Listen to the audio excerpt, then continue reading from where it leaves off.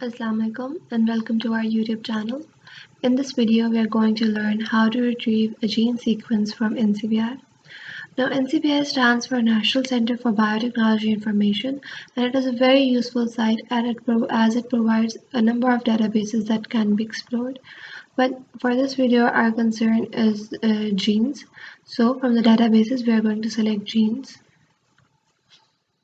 Now you can enter any sort of gene, any type of gene that you would like to explore. But for my case, I'm going to type erythropoietin.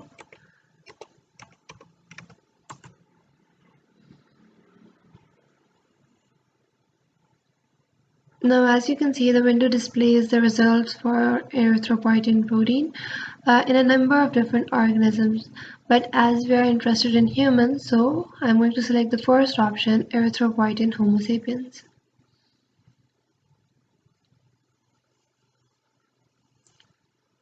Now this page has been reached and it provides a lot of information.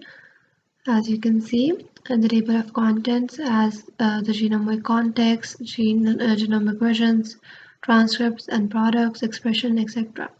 Now for our concern, we are going to go down to genomic versions, transcript and products. In this section, genomic context, you can also see the location of the gene, which is the 7th chromosome at the Q arm, and also the number of exons present in the gene. Now in the genomic version, for me, I'm going to select the FASTA format for the gene expression as it is widely used. So I'm going to click FASTA.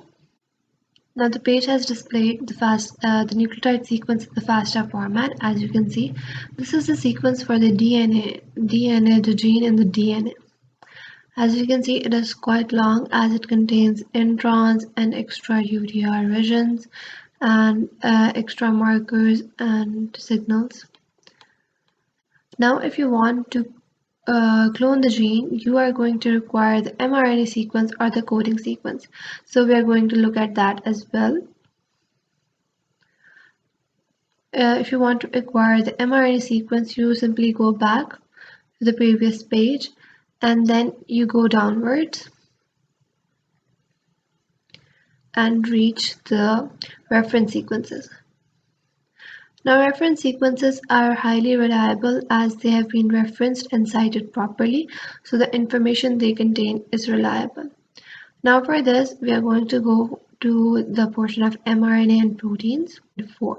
Now NM is for the mRNA sequence and NP is for the protein sequence. So there is a difference here. We are going to select the first part, the first option, as it contains the mRNA sequence. Now as we click it, the page opens and we now are at the mRNA sequence page. And as you can see, this also provides information relative to the mRNA. Now we also require this format, this nucleotide sequence in the FASTA format. So we are going to press FASTA again. As you can see, the FASTA format for the nucleotide sequence has been displayed. And this is the mRNA sequence. And as you can see, it is quite shorter than the DNA sequence that we previously viewed, as it does not contain introns and some extra regions which have been spliced out as a result of transcription. Now we are going to look at how to retrieve the coding sequence. The coding sequence is important in cloning and also reading the amino acid sequence. Now for the coding sequence, one option is that if you are in the reference sequences, we have the coding sequence right there. CDS stands for the coding sequence, and if you simply click at this, we are going to reach the coding sequence. Now we have reached this page and it displays the coding sequence.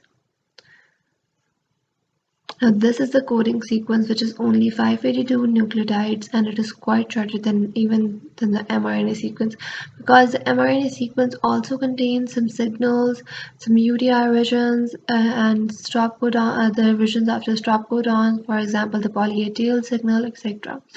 But the coding sequence does not have any of these, and it simply contains the nucleotide sequence which code for the amino acids that are going to be present in the protein.